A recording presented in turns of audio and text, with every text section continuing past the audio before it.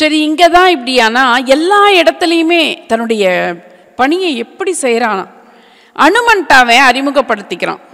அனுமன் நீங்கள் யார் அப்படின்னு கேட்கும்போது அறிமுகப்படுத்திக்குவான்.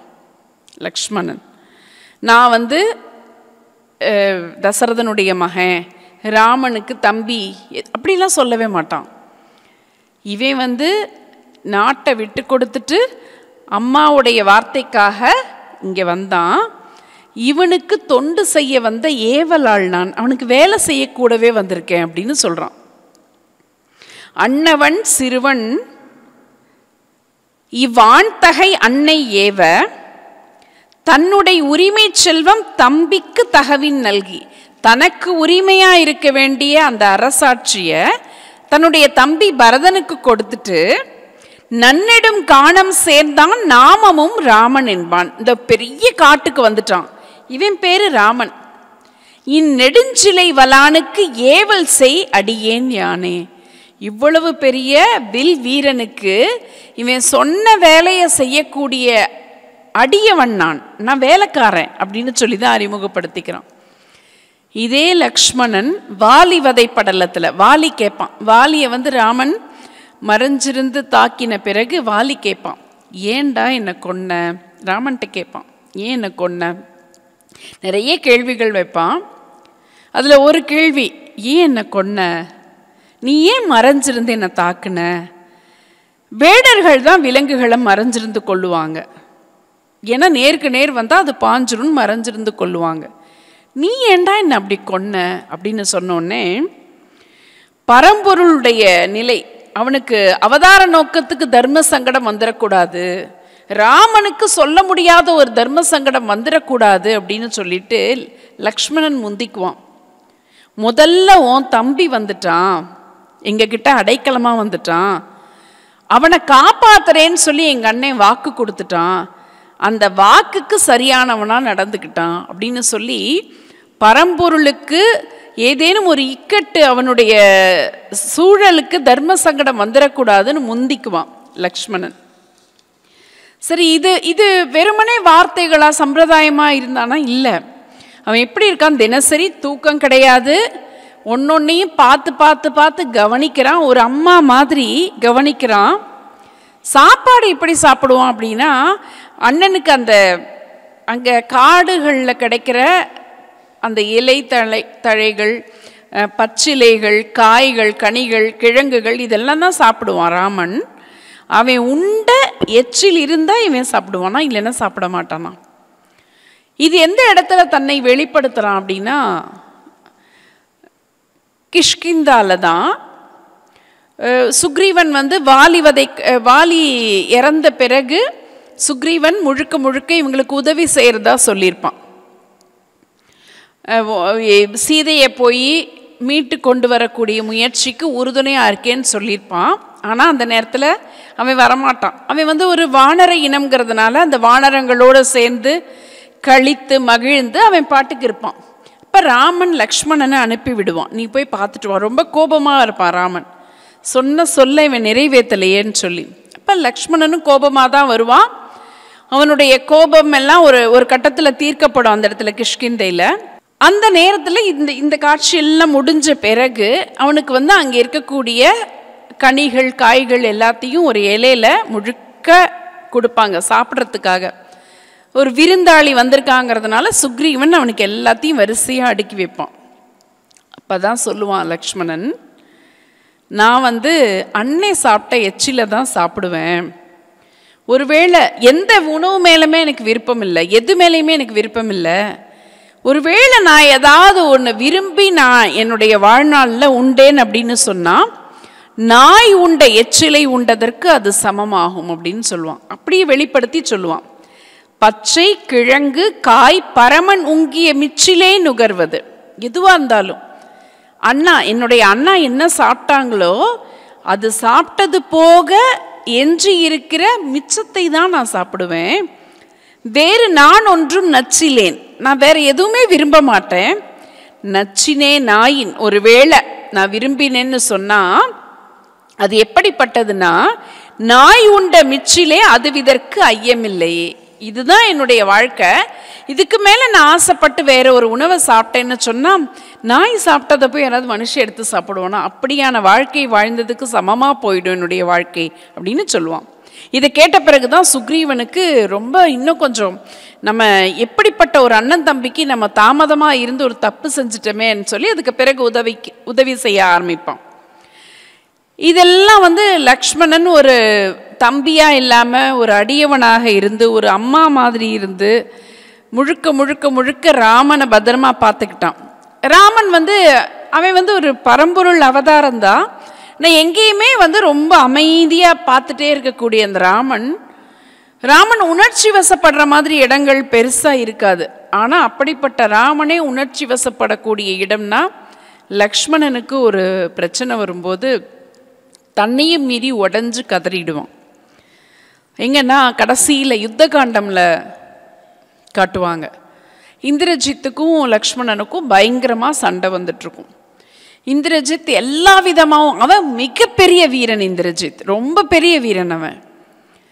அவன் எல்லா விதமாகவும் சண்டை போடுவான், எல்லா அஸ்திரங்களையும் பயன்படுத்திட்டு இருப்பான், மறைஞ்சிருந்தெல்லாம் சண்டை போட்டுட்ருப்பான்.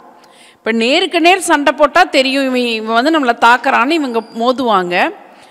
மேகத்துக்கு உள்ள நின்று மறைஞ்சிருந்து பல இடங்களில் நின்று பல விதமான தோற்றத்தில் அவன் சண்டை போட்டால் இவங்களுக்கு எதிர்கொள்ள முடியாதுல்ல. அப்போ அந்த மாதிரியெல்லாம் சண்டை போட்டு திடீர்னு காணாமல் போயிடுவான். இவங்க என்ன நினைப்பாங்கன்னா, இவன் லக்ஷ்மணன், சுக்ரீவன், அங்கதன் இவங்கெல்லாம் சரி மாலை நேரம் ஆயிடுச்சு, இந்திரஜித் மறைஞ்சிட்டான் போல, நம்ம கூட சண்டை போட்டு அவன் காணாமல் போயிட்டான்னு சொல்லிட்டு அந்த போர் நேரத்தில் கவசங்கள்லாம் அணிஞ்சிருப்பாங்க இல்லையா, அந்த கவசங்கள் எல்லாம் களைஞ்சு ஒரு பக்கமாக வச்சுட்டு இவங்க ரொம்ப யதார்த்தமாக இவங்க அன்னைக்கு மாலையில் என்ன செய்யணுங்கிறத பேசிகிட்டு இருப்பாங்க. ராமன் என்ன பண்ணுவான்னா, மாலை நேரத்தில் இந்த போர்க்களமில் போரெல்லாம் செய்த பிறகு தெய்வங்களுக்கெல்லாம் வழிபாடு செஞ்சிட்ருப்பான். அவன் ஒரு பக்கம் பிரார்த்தனை பண்ணிட்டு இருக்கான். இந்த நேரத்தில் இவங்கெல்லாம் எதிர்பார்க்காத ஒரு நேரத்தில் கவசங்களெல்லாம் கழற்றி வச்ச பிறகு இந்திரஜித் மறைஞ்சிருந்து இவங்க மேலே பிரம்மாஸ்திரத்தை எரிய ஆரம்பிப்பான். ஒன்று 10,000 அம்புகளாக விழும், தப்பிக்கவே முடியாது. பிரம்மாஸ்திரம் பட்ட பிறகு எல்லாரும் கீழே விழுந்துருவாங்க, மூர்ச்சி ஆயிடுவாங்க. கிட்டத்தட்ட அவங்க முடிஞ்சது கதைங்கிற மாதிரி எல்லாரும் விழுந்துருவாங்க. ராமன் பார்த்துட்டு கதறுவான். என்ன ஆச்சுன்னு தெரியல. தன்னுடைய தம்பி இவங்க சுக்ரீவனை பார்ப்பான், அங்கதனை பார்ப்பான், அவனால் தாங்கவே முடியாது. கடைசியில் லக்ஷ்மணனை பார்ப்பான். அப்பதான் தன்னை மீறி கதறி அழுவான். எனக்கு நம்ம இதில் தேவார பாடல்களெல்லாம் சைவ சமய குறவர்கள் பாடியிருப்பாங்க. எல்லாமே நீதான்ப்பா, என்னுடைய அம்மா நீதான், என்னுடைய அப்பா நீதான். ஒவ்வொரு பிறவியிலையும் ஒரு அப்பா அம்மா வருவாங்க, ஆனால் என்னுடைய நிரந்தர தெய்வம் நீதான்னு சிவனை பார்த்து பாடுற மாதிரி ராமன் இங்கே லக்ஷ்மணனை பார்த்து சொல்லுவான். தம்பி தானே, ஆனால் அவன் சொல்லுவான், தாயோ நீயே, என்னுடைய அம்மா நீதான் இதுவரைக்கும், தந்தையும் நீயே, தவம் நீயே, சேயோ நீயே, தம்பியும் நீயே, எனக்கு அம்மாவும் நீதான், அப்பாவும் நீதான், நான் செஞ்ச தவமும் நீதான், எனக்கு குழந்தையும் நீதான், என் தம்பியும் நீதான், நீதான் என்னுடைய செல்வம், எல்லாமாவும் நிறைஞ்சிருக்கிற நீ என்னை விட்டு போயிட்டியா, இனி நான் என்னடா செய்வேன், நீ இல்லாத இந்த உலகத்தில் நான் எப்படி வாழ்வேன். அந்த நேரத்தில் அவனுக்கு எல்லாமே மறந்து போயிடுது. ராமனுக்கு தன்னுடைய மனைவி சீதைக்காக தான் நம்ம இவ்வளவு போராடுறோங்கிறதெல்லாம் மறந்து போய் நானும் செத்து போறேன்டா அப்படின்னு சொல்ற நிலைமைக்கு வந்துடுவான். லக்ஷ்மணன் இல்லாத வாழ்க்கையே கற்பனை கூட பண்ண முடியாதுங்கிற இடத்துல நிற்பான் ராமன். 14 வருஷமா எனக்கு சாப்பாடு கொடுத்த, நீதான் போய் காட்டுலையும் மேட்லையும் தேடி தேடி தேடி எனக்கு உணவு கொடுத்த, நான் தூங்கணும்னு சொல்லிட்டு விடிய விடிய விடிய காவல் இருந்த, உனக்கு தூங்குறத பற்றியும் நினைவில் இல்லை, உனக்கு உணவை பற்றியும் கவலை இல்லை, பகலெல்லாம் வெயிலில் நிற்ப, உன்னுடைய உடம்பு தாங்குமா தாங்காதான்னு தெரியல, வெயிலில் நின்று களைச்சு போவ, உனக்குன்னு ஒரு ஓய்வே கிடையாதுங்கிறதுனால நிரந்தரமாக தூங்கலான்னு போயிட்டியாடா, நீ போன பிறகு இனிமே நான் எப்படி இருப்பேன்டா, நான் உயிரோடு இருக்க மாட்டேன் அப்படின்னு சொல்லுவான் ராமன். பயிலும் காலம் 10 நாளும் படற்காணத்து 14 ஆண்டு காலமும் இந்த காட்டில் அயில்கின்றேனுக்கு ஆவண நல்கி, இந்த காட்டு வாழ்க்கை எனக்குரியதுன்னு 14 ஆண்டுகள் நான் வந்திருக்கேன். ஆனால் எனக்கு என்னெல்லாம் வேணும்னு பார்த்து பார்த்து பார்த்து பார்த்து தேடி கொடுத்தவன் நீ. அயலாதாய் வெயில் என உண்ணாய், வெயில் அடிக்குது, மழை வருது, பனி வருதுன்னு எதை பற்றியும் நீ நினைக்கல, எனக்காகவே வாழ்ந்த. நின்று தளர்ந்தாய், நின்று நின்று நின்று தளர்ந்து போயிட்டியடா. மெலிவெய்தி துயில்கின்றாயோ இன்று. இதெல்லாம் முடியாமல் தாங்க முடியாமல் தான் நீ தூக்கத்துக்கு போயிட்டியா, நிரந்தரமாக தூங்க ஆரம்பிச்சிட்டியா. இவ்வுறக்கம் துறவாயோ மாண்டாய் நீயோ, யான் ஒருபோதும் உயிர் வாழ்கிலேன். நீ ஒருவேளை செத்து போயிட்டியா, இனி நான் ஒரு நாளும் உயிர் வாழ மாட்டேன், என்னால் நீ இல்லாமல் வாழவே முடியாது அப்படின்னு சொல்கிறான். அதுக்கு பிறகு அவன் பிழைச்சிருவான். ஆனால் இலக்குவன் இல்லாத வாழ்க்கையை தான் வாழ முடியாதுன்னு உணர்ச்சி வசப்பட்டு உடைந்து ராமன் பொங்குகிற இடம் அப்படின்னு சொன்னால் லக்ஷ்மணனுக்காக. கடைசியில் ஒரு இடம் வரும், வேலேற்ற படலம்னு. வீடனன் மேலே வேல் எறிவாங்க போர்க்களத்தில் இலங்கையில் இருக்கிறவங்க. அந்த நேரத்தில் ஓடி வந்து லக்ஷ்மணன் வந்து தாங்குவான். ஏன் அப்படின்னா விபீஷணனும் அடைக்கலமாக வந்தவன், இவங்க கிட்ட அடைக்கலமாக வந்தவன். அடைக்கல பொருள் நம்மக்கிட்ட, நம்மளை நாடி நம்மக்கிட்ட ஒருத்தவங்க வந்துட்டாங்க அப்படின்னா, நம்ம வீட்டுக்கு ஒருத்தவங்க வந்துட்டாங்க, அவங்களுக்கு ஒரு ஆபத்து வந்துச்சுன்னா வீட்டில் இருக்கிற யாரோ அந்த ஆபத்தை தாங்கிக்கணும். அப்போ தான் அது அடைக்கலமாக வந்ததுக்கு அர்த்தமாகும். வீடனன் யார்கிட்ட அடைக்கலமாக வந்திருக்கானா, என்னை காப்பாற்று, எங்கள் அண்ணன்கிட்ட இருந்து என்னை காப்பாற்றுன்னு சொல்லி ராமன்கிட்ட வந்தவன். ஒருவேளை விபீஷணன் மேலே வேலேற்றி அவனுக்கு ஏதாவது ஒன்று ஆயிடுச்சுன்னா அடைக்கலம் கொடுத்தவனுடைய பேர் அவப்பெயர் ஆகுமேன்னு சொல்லிட்டு தன்னுடைய உயிரையும் கூட பலியாக வைத்து தன்னுடைய அண்ணனுக்கு வரக்கூடிய பழியை தீர்க்க வேண்டும் என்று நினைத்தவன் லக்ஷ்மணன். ஸ்ரீ லக்ஷ்மணனுடைய பேரன்பு, அவன் அண்ணன் மேலே வச்சிருந்த பாசம், ராமன் தன் தம்பி மேலே வச்சிருந்த பாசம் தான் இப்படி இருக்கு. அப்படின்னா இந்த பக்கம் பரதன் சத்ருக்கணன் அதுக்கும் மேலே. இவங்க காட்டிலே வாழணும் அப்படிங்கிறது இவங்களுக்கு கிடைச்ச வரத்தினால வந்தாங்க. ஆனால் பரதன் அவன் ஆட்சி செய்யணும், அவன் நாட்டில் இருக்கணும், அவன் அரசனாக இருக்கணுங்கிறதுக்காக தான் கைகேயி இவனை காட்டுக்கு அனுப்புகிறான். பரதனுடைய குணத்தை சொல்லும்போது விஸ்வாமித்திரர் சொல்லுவார் ஒரு இடத்துல ஜனகன் கிட்ட, பரதன் எப்படிப்பட்டவன் தெரியுமா, அறங்கள். இப்போ அறம்னா நம்ம தர்மம்னு ஒரு நேரடியாக பொருள் எடுத்துக்குவோம். ஆனால் அந்த அறம்ங்கிறதுக்கு என்னெல்லாம் அர்த்தம் இருக்குது, எதெல்லாம் நல்லதோ அது எல்லாமே அறம்தான். உண்மை பேசுகிறோமா அது அறம், இறக்கப்படுறோமா அறம், நேர்மையோடு வாழறோமா அது அறம், எல்லாமே அறம்தான். இந்த தனித்தனியாக இது எல்லாமே அறங்கள், இதெல்லாம் அறம் தான், தனித்தனியாக இருக்குது இந்த அறம். இந்த அறமெல்லாம் தனித்தனியாக ஓடி, இப்போ வந்து ஆறுகள்லாம் தனித்தனியாக ஓடி ஒரு கடலில் போய் சேர்ற மாதிரி இந்த ஒரு அறமும் ஒவ்வொரு நல்லதும் போய் சேரக்கூடிய ஒரு இடம் இருந்துச்சுன்னா அந்த இடம் பேர் தான் பரதன் அப்படின்னு விஸ்வாமித்திரர் சொல்கிறார். தள்ளறிய பெருநீதி தனியாறு புகமண்டும் பள்ளம் எனும் தகையானை பரதன் எனும் பெயரானை. பரதன் அப்படின்னாலே அந்த பரதன்கிறதுக்கே பொருள் வால்மீகி சொல்றது எதையும் தாங்குபவன், எதையும் தாங்கக்கூடிய இதயம் உள்ளவன், அதான் பொருள். அவன் எந்த சூழல்ல தன்னுடைய அண்ணனை காட்டுக்கு போறதுக்கான இடத்த கொடுத்துடுறான் அப்படின்னா, அவன் தாத்தா வீட்டுக்கு போறான். எப்போ இந்த கைகேயி வரம் கேட்குற நேரத்தில் பரதனும் சத்ருகணனும் அவனுடைய அம்மாவோட அப்பா கேகய நாட்டுக்கு போயிருக்காங்க. அது எப்படின்னா ஒரு 7 நாள் பயணப்படுற தூரம். அவங்க அயோத்தியிலேருந்து 7 நாள் பயணம் செஞ்சாதான் அங்கே போக முடியும். கேகய நாட்டுக்கு போயிருக்காங்க. அந்த நேரத்தில் தான் இங்கே எல்லாமே நடந்து முடிஞ்சிருது. இவ கைகேயி தாண்டவமாடி ராமனை காட்டுக்கு அனுப்பிடுறா. தசரதன் உயிர் போயிடுது. இதெல்லாம் நடந்துருது. பயங்கரமாக சண்டை வந்துடுது. தசரதன், நீ என்னுடைய மனைவியும் கிடையாது, உன் மகன் பரதன் எனக்கு பையனும் கிடையாது, உன் பரதன் வந்து எனக்கு எந்த ஈமக்கடனும் செய்யக்கூடாதுன்னு சொல்லிட்டு செத்து போயிடுவான். பரதனுக்கு இது எதுவுமே தெரியாது. அவன் ரொம்ப நல்லவன், ரொம்ப ரொம்ப நல்லவன். அவன் தாத்தா வீட்டுக்கு போயிருக்கான். இந்த செய்தியெல்லாம் குலகுரு வசிட்டர் அவங்க தூதர்கள்ட்ட கொடுத்து விடுறாங்க. கொடுத்து நீ போய் எதுவுமே சொல்ல வேண்டாம், பரதனை கூட்டிகிட்டு வா. அவங்க போகிறாங்க. அங்கே போயிட்டு உடனே வர சொன்னாங்கன்னு எல்லோரும் நல்லா இருக்காங்க தானே அப்படின்னு பொதுவாக கேட்குறான். நல்லா இருக்காங்க அப்படின்னு சொல்லிடுறான். சரி அவன் வந்துடுறான். வரும்போது பார்த்தா அயோத்திக்குள்ளே வரும்போதே அயோத்தி எப்பயும் இருக்கிற அழகு எதுவுமே இல்லை. அப்படி நமக்கு தெரியும்ல, ஒரு நல்லது நடந்தால் அதுக்கான ஒரு கலை இருக்கும், ஒரு சோகம் நடந்திருந்தால் அதுக்கான ஒரு அவலம் இருக்கும். அது மாதிரி இருக்கு அயோத்தி. என்ன நடந்துச்சுன்னு தெரியலையே, அவனுக்கு எதுவுமே தெரியல. அவன் எதிர்பார்க்கவே இல்லை. அவன் ரொம்ப மகிழ்ச்சியாக தாத்தா வீட்டுக்கு போயிருக்கான். திரும்ப வர சொன்னாங்க, வந்துடுறான். என்ன நடந்தது தெரியல. அப்பாவை போய் பார்க்கலாம் அப்படின்ட்டு போகிறான். அப்பா இருக்கிற இடத்துல அப்பாவை காணோம். அவர் இல்லை உயிரோடவே, அப்பாவை காணோம். சரின்னு சொல்லிட்டு இவனுக்கு அப்பா இல்லை காணோம் அப்படின்னு சொன்ன உடனேயே ஒரு சங்கடமாக இருக்குது. சரின்னு அம்மா கிட்ட வரான்.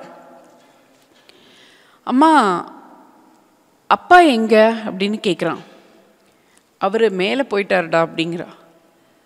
இவனுக்கு அதிர்ச்சி தாங்கலை. என்ன சொல்கிறீங்க, அப்பாவுக்கு எப்படி இப்படி ஆச்சு? அப்பா இறந்த செய்தியை தாங்க முடியாமல் அவனுக்கு ஆறுதல் இப்போ போய் தேடணும். யாருடா இருக்காங்க, அண்ணன்கிட்ட தான் போகணும். அவனுக்கு கிட்டத்தட்ட அப்பா மாதிரி தந்தையுடைய இடத்த முழுக்க முழுக்க பூர்த்தி செஞ்சவன். ஏன்னா தசரதனுக்கு ராமன் ரொம்ப பிடிக்கும், ராமனோட அவ்வளோ பிரியமாக இருப்பான். ஆனால் அந்த தசரதன் கொடுக்க வேண்டிய அந்த அன்பையும் பாசத்தையும் அரவணைப்பையும் நெருக்கத்தையும் முழுக்க முழுக்க முழுக்க பரதனுக்கு கொடுத்தது ராமன். அவனால் தாங்க முடியாமல் அண்ணனை தேடுறான். அண்ணன் எங்கம்மா அப்படின்னு கேட்குறான். அண்ணன் காட்டுக்கு போயிட்டான்டா. என்ன நடந்துச்சுமா? இன்னும் எத்தனை விஷயங்கள் இதே மாதிரி சொல்ல போற? ராமன் காட்டுக்கு போயிட்டாங்கிற, அப்பா உயிரோட இல்லைன்னு சொல்ற. என்ன நடக்குது வீட்டில்? என்ன அடுத்தடுத்து இவ்வளோ கஷ்டம் வந்திருக்கு? இது என்ன நம்ம குடும்பத்தில் நம்ம யாருக்காவது ஏதாவது தப்பு செஞ்சிட்டோமா, தீங்கு செஞ்சிட்டோமா, தெய்வ குற்றம் ஆயிடுச்சா, இல்லை விதி பையனா? என்ன அடுத்தடுத்து இடி விழுற மாதிரி செய்தியெல்லாம் சொல்ற அப்படின்னு சொல்லி பரதன் கேட்குறான். இப்போ கைகேயி சொல்கிறா, அதெல்லாம் ஒன்றும் இல்லைடா. அவன் ரொம்ப யதார்த்தமாக பேசுகிறான். அதெல்லாம் ஒன்றும் இல்லைடா. 2 வரம் கேட்டேன். என்ன வரம் கேட்ட?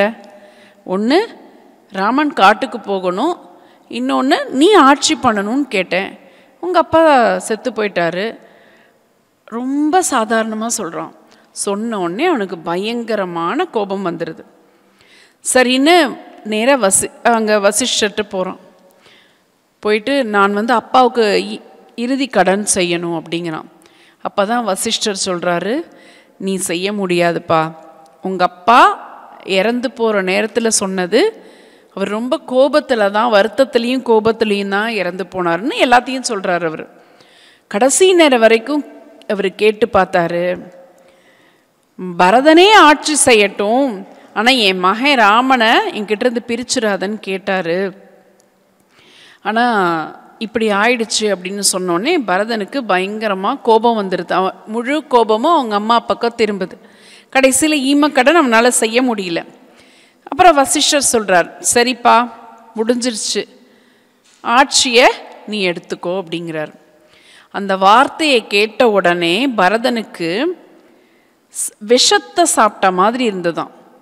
விஷத்தை கொடுத்த மாதிரி. ஏற்கனவே அவனால் தாங்க முடியலன்னா அவன் ரொம்ப நல்லவன், ஆட்சிக்கு ஆசைப்பட்டவனோ செல்வத்துக்கு ஆசைப்பட்டவனோ உரிமைக்கு ஆசைப்பட்டவனோ எதுவுமே இல்லை. அப்படி ஒரு நல்லவனுக்கு நீ அயோத்தியை எடுத்துக்கணும் ஏதோ அவன் எதிர்பார்த்திருந்து சொல்கிற மாதிரி அவனுக்கு அப்படி காதில் விஷத்தை ஊத்துன மாதிரி இருக்கு. ஏற்கனவே அண்ணன் இருக்கான். அண்ணன் இருக்கும்போது தம்பியாக இருக்கிற எனக்கு நீங்கள் முடிசூடணும்னு சொல்கிறீங்களே, திரேதா யுகத்தில் இதுதான் நீதியா அப்படின்னு கேட்குறான். நம்ம ஏதாவதுன்னா கலியுகம் இப்படி தான் இருக்கும்னு சொல்கிற மாதிரி அவன் சொல்கிறான், திரேதா யுகம் இப்படி ஒரு நீதியை தான் கற்றுக் கொடுத்துருக்கா அப்படின்னு சொல்கிறான். நான் காட்டுக்கு போகிறேன், எங்கள் அண்ணனை நான் கூட்டிகிட்டு வரேன் அப்படின்னு அவன் மட்டும் போகலை, அயோத்தி மக்கள் எல்லாம் கூப்பிட்டுக்கிறான்.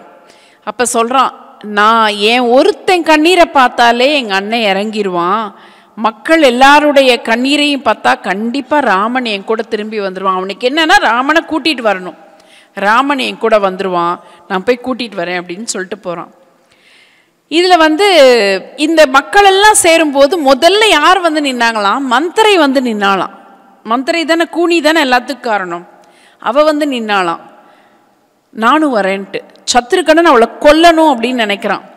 பரதனுக்கும் அப்படி ஒரு எண்ணம் வருது. ஆனால் ஒருவேளை கொன்னுட்டோன்னு சொன்னால் நம்ம வந்து ஏதோ அந்த அரச உரிமையை எடுத்துட்டு ராஜா மாதிரி நின்று கொன்ன இடத்துல அந்த இடத்துல நம்ம அந்த உரிமையை நம்ம எடுத்துக்கிட்ட மாதிரி ஆயிடுமேன்னு அவளை விட்டு வச்சுட்டு போனாங்களாம். அப்படியே அழுது கண்ணீரும் கம்பலையுமா பரதன் போகிறான், அந்த மக்களெல்லாம் திரட்டிட்டு போகிறான். இதுக்கு இடையில காட்டில் லக்ஷ்மணன் இவனை ஏற்கனவே இவன் மேலே கோபமாக இருக்கான், ரொம்ப கோபமாக இருக்கான்.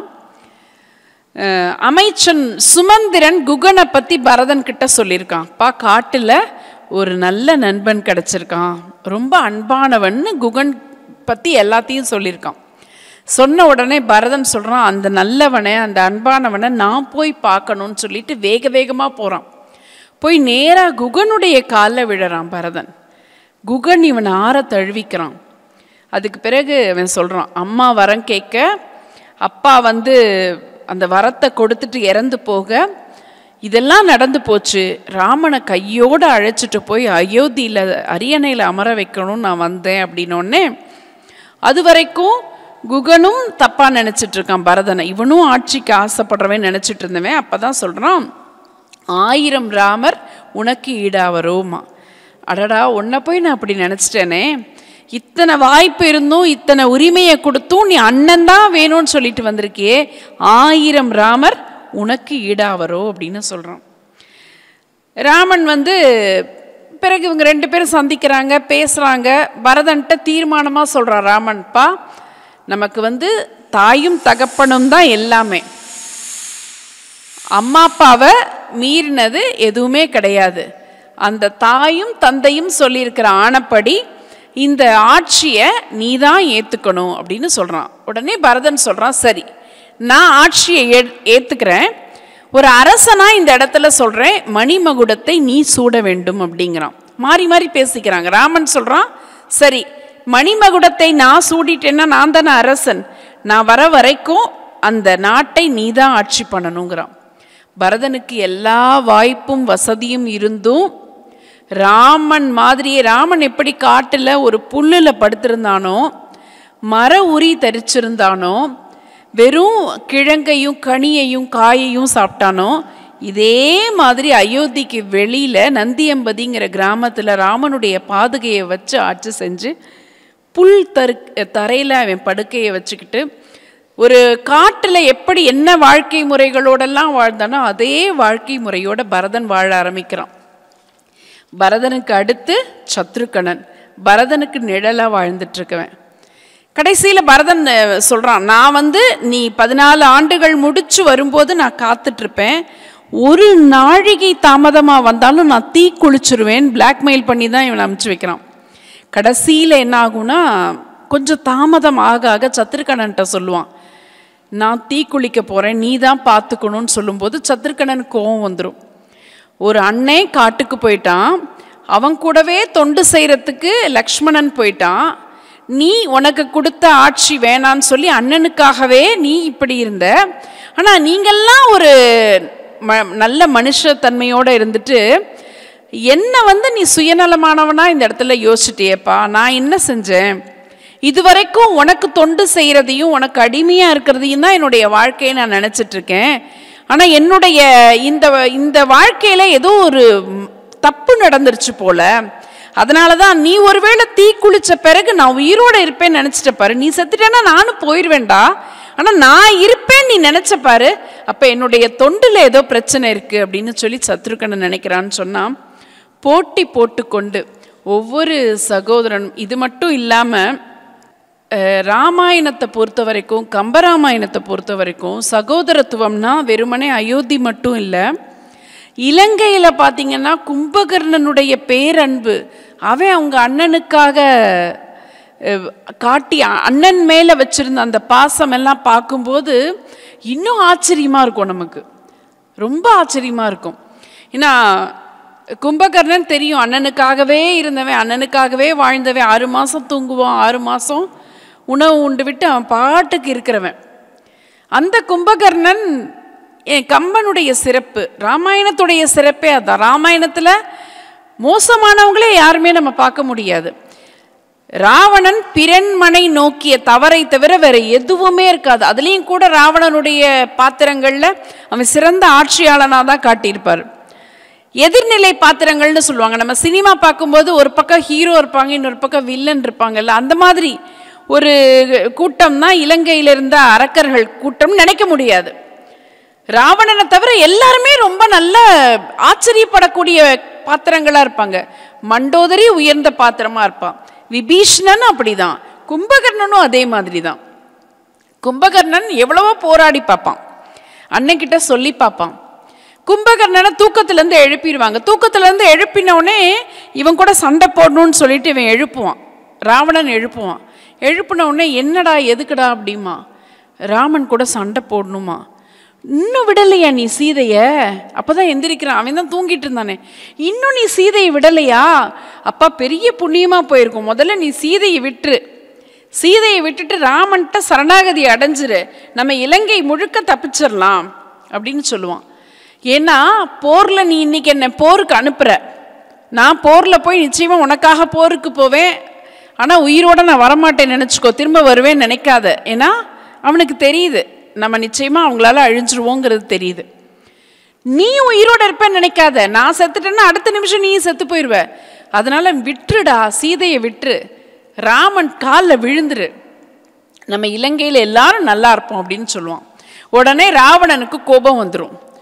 டேய், அவன் எப்படி ஒரு வானர கூட்டத்தோடு இருக்கான், அந்த குரங்கு கூட்டத்துக்கு வணக்கம் சொல்லிட்டு நீ அந்த மானுடர்கள் மனிதர்கள் சாதாரண மனிதர்கள்டா, அவங்களுக்கு கீழே இருக்கணும்னு நினைக்கிறியா? நீ வேணா இருந்துக்கோ, நான் போறேன்னு சொல்லுவான். அப்பதான் கும்பகர்ணன் இல்லை நான் போறேன் அப்படின்னு சொல்லி கிளம்புவான்.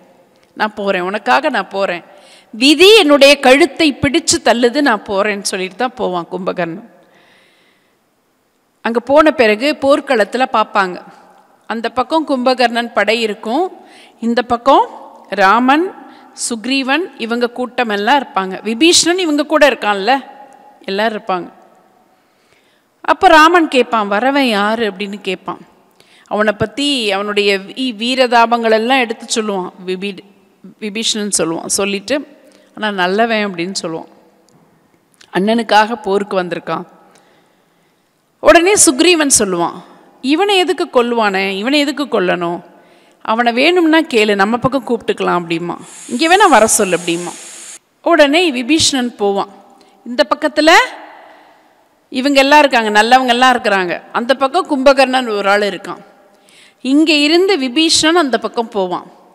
போய் கும்பகர்ணன் காலில் விழுவான். விழுந்த உடனே கும்பகர்ணன் கண்ணீர் விட்டு அவனை கட்டி பிடிச்சுக்குவான்.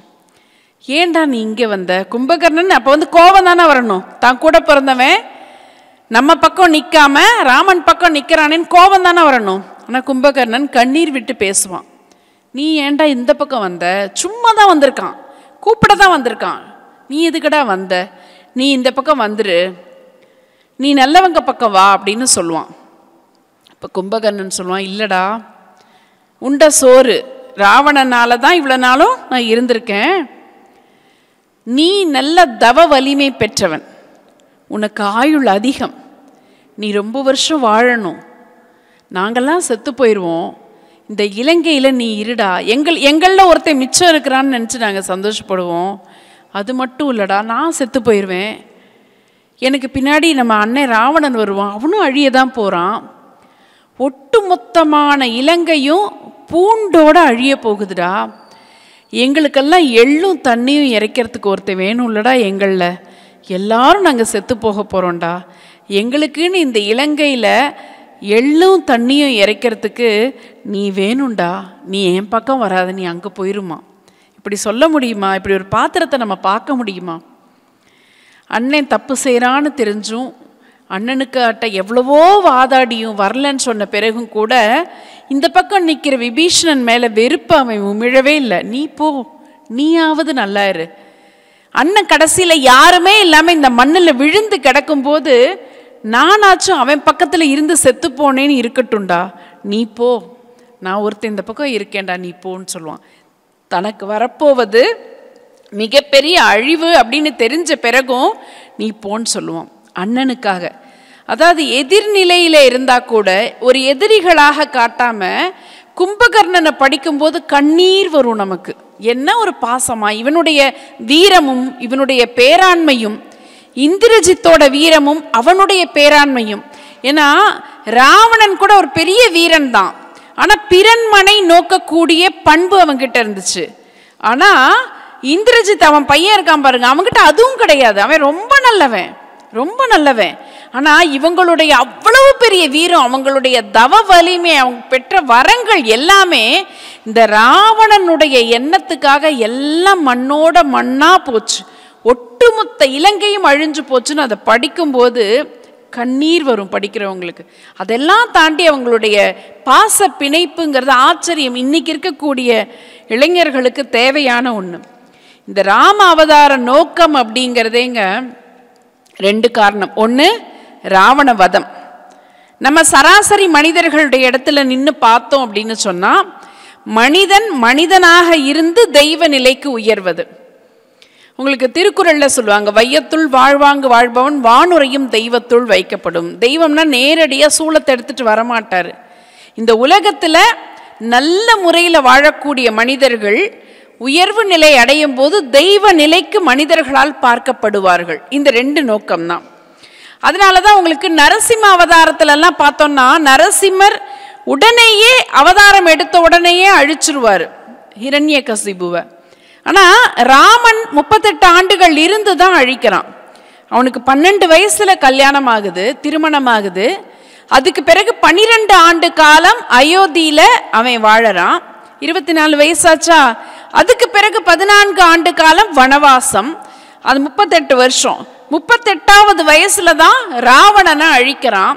அதுக்கு பிறகு அவனுக்கு பட்டாபிஷேகம் நடக்குது. 38 ஆண்டுகள் ஒரு மனிதன் மனிதனாக இருந்து எல்லா ஏற்றத்தாழ்வுகளையும் சந்தித்து எல்லா நல்லவை கெட்டவைகளையும் அனுபவித்து தெய்வ நிலைக்கு உயர்தல். ராமன் மாதிரி வாழணும், அறத்தின் நாயகன். இன்னைக்கு பேசுறோமே, தெய்வ நிலைக்கு உயர்ந்தவன். ஏன்னா துளசிதாசருடைய ராமாயணத்துல ராமன் கடவுளாகவே நம்ம பார்க்கலாம். படிக்கும் போதே கடவுள் தான்னு தெரிஞ்சிடும். வால்மீகி ராமாயணத்துல ராமன் மனிதனாக படைக்கப்பட்டிருக்கான். கம்பனுடைய ராமாயணத்துல ராமன் மனித நிலையிலே இருந்து படிப்படியாக அவனுடைய உயர்ந்த பண்புகளால் தெய்வ நிலைக்கு உயர்த்தப்படுகிறான். இன்றைய வாழ்க்கையில நம்ம மாதிரி சராசரி மனிதர்களுடைய வாழ்க்கையில மனித நிலையிலே வாழ்ந்து தெய்வ நிலைக்கு உயர்வதை தான் நாம் லட்சியமாக எடுத்துக்கொள்ள வேண்டும்ங்கிறதுக்கு, இதுக்குள்ளே இருக்கக்கூடிய பாத்திரங்கள்லாம் எப்படி ஒற்றுமையாக உறவுகளை பேணுவதிலும் சரி, ஒழுக்கமாக இருப்பதிலும் சரி, நட்பை பேணுவதிலும் சரி, அறத்தின் வழியிலே இருந்து தப்பாமல் எப்படி வாழ்வது என்று வாழ்க்கைக்கான அத்தனை நெறிகளையும் நமக்கு காட்டியிருக்கிறார்கள். அந்த நெறிகளையெல்லாம் கம்பனின் பார்வை வழியே இந்த தமிழ் சமூகம் அறிந்திருக்கிறது என்று சொல்லி நல்ல வாய்ப்பிற்கு நன்றி பாராட்டி விடைபெறுகிறேன். நன்றி, வணக்கம்.